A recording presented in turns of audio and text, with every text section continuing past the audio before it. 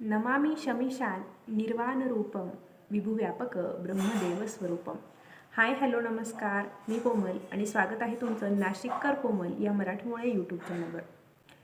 भगवान शिवशंकर अर्थात देवांचे देव महादेव यांची सेवा करण्याचा अत्यंत महत्त्वाचा दिवस म्हणजेच महाशिवरात्रीचा दिवस. तर यावर्षीची म्हणजे वर्ष 2026मधील महाशिवरात्री 15 फेब्रुवारी 2026 रोजी रविवारच्या दिवशी आलेली आहे. तर महाशिवरात्रीच्या निमित्तानं बऱ्याच घरात 7 दिवसांचं शिवलीलामृत पारायण सुरू असेल. काही जण 3 दिवसाचं करतात, कोणी 1 दिवशी देखील शिवलीलामृत पारायण करत असतात. तर आजच्या व्हिडिओमध्ये मी तुम्हाला महाशिवरात्रीचा उपवास कसा करायचा, उपवास करताना कोणते नियम पाळायचे, उपवासाला कोणते पदार्थ खायचे, कोणते खायचे नाही याबद्दलची सगळी माहिती सांगणार आहे. तर तुम्ही व्हिडिओ पहिल्यापासून शेवटपर्यंत नक्की बघा. व्हिडिओ बघत असताना कमेंटमध्ये ओम उमा महेश्वराय नमः असं नक्की लिहा. चला तर मग आजच्या व्हिडिओला सुरुवात करूया. महाशिवरात्रीच्या दिवशी प्रत्येकानं लवकर उठायचं आहे. भले तुम्ही उपवास करणार असाल किंवा उपवास करणार असाल नसाल तरीही महाशिवरात्रीच्या दिवशी सकाळी लवकर उठायचं, स्वच्छतेची कामं आटोपून घ्यायची, त्यानंतर स्वच्छ वस्त्र परिधान करायचे आहे. पांढरे वस्त्र असेल तुमच्याकडे तर ते वस्त्र परिधान केले तर अतिउत्तम, किंवा इतर दुसरे कोणतेही तुम्ही वस्त्र परिधान करायचे आहे.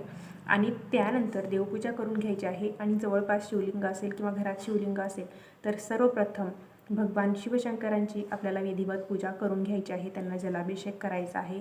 त्यानंतर बेलपत्र अर्पण करायचे आहेत. हे करत असताना ओम नमः शिवाय, ओम नमः शिवाय किंवा ओम नमो पार्वतीपतये, हर हर महादेव या मंत्राचा जप आपल्याला सुरू ठेवायचा आहे.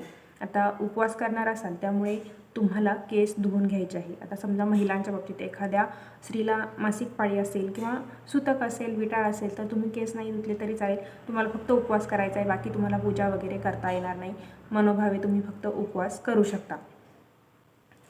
त्यानंतर आपल्याला दिवसभर उपवास करायचा आहे, रात्री देखील उपवास करायचा आहे. त्यामुळे तुमच्या तब्येतीला झेपणार असेल तरच हा उपवास करा. गर्भवती महिला असतील किंवा एखादे वयोवृद्ध माणसं असतील तर त्यांनी डॉक्टरांच्या सल्ल्यानेच हा उपवास करायचा आहे. उपवासाच्या दिवशी जास्त वेळ उपाशी राहू नका. स्वतःला हायड्रेट ठेवा, म्हणजे उपवासाचा कोणताही त्रास आपल्याला होत नाही.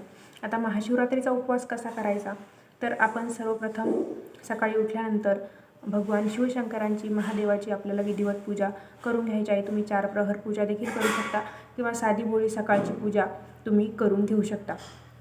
या उपवासाला तुम्ही साबुदाणा, फलाहार, दूध, दही, ताक यांच्यासारखे पदार्थ खाऊन हा उपवास करू शकता. बऱ्याच घरी महाशिवरात्रीच्या उपवासाला भगर खाल्ली जात नाही. आमच्याकडे देखील महाशिवरात्रीच्या उपवासाला भगर खाल्ली जात नाही, किंवा महादेवांचा जो काही उपवास असेल तर त्या उपवासाला भगर खाल्ली जात नाही. तुमच्याकडे नसेल खाल्ली जात तर तुम्ही देखील खाऊ नका, किंवा तुमच्याकडे भगर खाल्ली जात असेल तर तुम्ही खाऊ शकता. इव्हन बऱ्याच ठिकाणी महाशिवरात्रीच्या उपवासाला मिठाचे पदार्थच खात नाही, म्हणजे तिखट खिचडी वगैरे देखील खाल्ली जात नाही. गोड आंबट पदार्थ खाऊनच हा उपवास केला जातो. तर तुमच्याकडे जशी पद्धत असेल त्या पद्धतीने हा उपवास करायचा आहे. उपवास मात्र आपल्याला सकाळ संध्याकाळ असं दोन्ही टाईम करायचा आहे. महाशिवरात्रीच्या दिवशी एक पदार्थ आपल्याला खायचा आहे. तर तो पदार्थ कोणता आहे तर कवठाचं जे फळ आहे ते फळ महाशिवरात्रीच्या दिवशी खाण्याला खूप महत्त्व आहे. कवठाचं जे फळ आहे हे एक आरोग्यवर्धक फळ आहे. त्याचबरोबर पचनक्रिया या फळाच्या सेवनाने सुधारते, बद्धकोष्ठता दूर होते. तसेच आता हा जो महाशिवरात्रीचा काळ असतो म्हणजे उन्हाळ्याची सुरुवातच असते, आणि सुरुवातीचा जो उन्हाळा असतो त्याचा त्रास आपल्या शरीराला होत असतो. तर शरीराला थंडावा देण्याचं काम हे कवठाचं फळ करत असतं. म्हणूनच महाशिवरात्रीच्या दिवशी कवठाचं फळ आवर्जून खाल्लं जातं. तर आमच्याकडे महाशिवरात्रीला कवठाचं फळ खाल्लं जातं. महाशिवरात्रीच्या दिवशी हे जे कवठाचं फळ आहे तर हे फळ चवीला आंबट असतं. तर ते फळातला जो आतला गर असतो तो काढून घ्यायचा, त्यामध्ये गूळ मिक्स करून मिक्सरला फिरवून घ्यायचा, आणि त्याची जी चटणी असते ती आपण खायची असते. डायरेक्ट आंबट फळ आपल्याच्याने खाल्लं जाणार नाही. महाशिवरात्रीच्या दिवशी अशा पद्धतीने या फळामध्ये गूळ मिक्स करून खाल्लं जातं. त्याचबरोबर आणखी एक पदार्थ म्हणजे खजूर देखील महाशिवरात्रीच्या दिवशी खाल्ली जाते. खजूर आणि कवठ हे 2 पदार्थ आपल्याला महाशिवरात्रीच्या दिवशी न विसरता खायचेच आहे. त्याचे आपल्याला म्हणजे आपल्या शरीरालाच त्याचे फायदे होत असतात. तर अशा पद्धतीने हे पदार्थ खाऊन आपल्याला महाशिवरात्रीचा उपवास करायचा असतो. आता महाशिवरात्रीचा उपवास करताना आपल्याला काही नियम पाळायचे असतात. महाशिवरात्रीचा उपवास जर तुम्ही करणार असाल तर तो सकाळ संध्याकाळ दोन्ही टाईम करायचा असतो. पूर्ण 24 तासाचा हा उपवास आपल्याला करायचा असतो. दुसऱ्या दिवशी सकाळी, महाशिवरात्रीच्या दुसऱ्या दिवशी हा उपवास सोडायचा असतो. या दिवशी खोटं बोलायचं नाही. त्याचबरोबर केस देखील महाशिवरात्रीच्या दिवशी कापायचे नाहीत, नखे कापायचे नाहीत.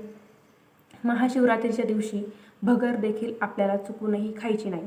महाशिवरात्रीच्या दिवशी शिवलिंगावर चुकूनही केतकीचं फूल अर्पण करायचं नाही.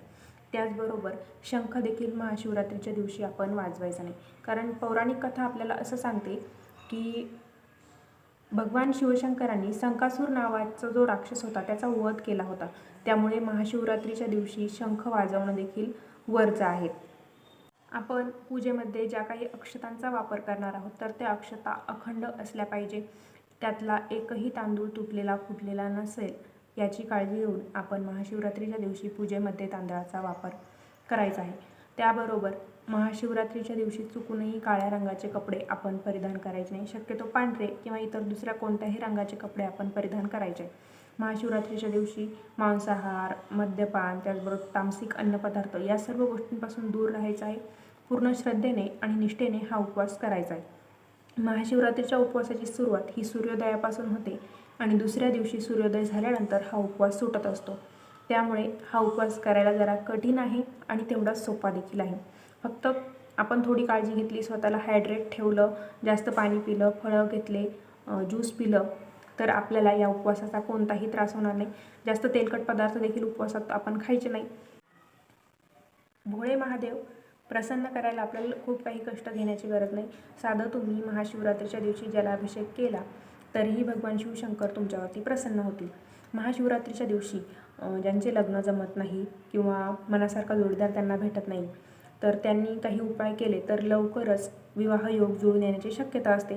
तर त्यासाठी तुम्ही महाशिवरात्रीच्या दिवशी भगवान शिवशंकर आणि माता पार्वती यांची एकत्रित पूजा करायची आहे. माता पार्वतीला शृंगार साहित्य अर्पण करायचं आहे किंवा एखाद्या सौभाग्यवती महिलेला तुम्ही शृंगार साहित्य या दिवशी दान करू शकता. जे गरजू लोक असतात, गरजवंत लोक असतात त्यांना तुम्ही महाशिवरात्रीच्या दिवशी दान करायचं आहे. महादेव प्रसन्न होऊन लवकरच तुमच्या विवाहाचा योग जुळून आणायला मदत करतील. तर मंडळी, असा होता आजचा व्हिडिओ. आजच्या व्हिडिओमध्ये आपण महाशिवरात्रीचा उपवास कसा करायचा, या उपवासाला कोणता पदार्थ आपल्याला आवर्जून खायचा आहे, न विसरता खायचा आहे याबद्दलची माहिती मी तुम्हाला सांगितलेली आहे. त्याचबरोबर महाशिवरात्रीचा उपवास करताना आपल्याला कोणते नियम पाळायचे आहेत याबद्दलची देखील माहिती सांगितलेली आहे. तर तुमच्या मनात काही प्रश्न असतील तर मला कमेंटद्वारे विचारू शकता.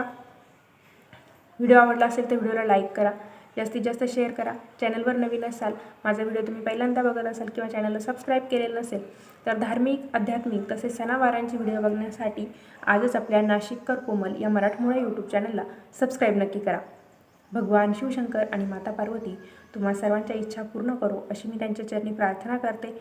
पुन्हा भेटूया अशाच एका नवीन व्हिडिओसोबत. ओम नमो पार्वती पतये, हर हर महादेव. धन्यवाद.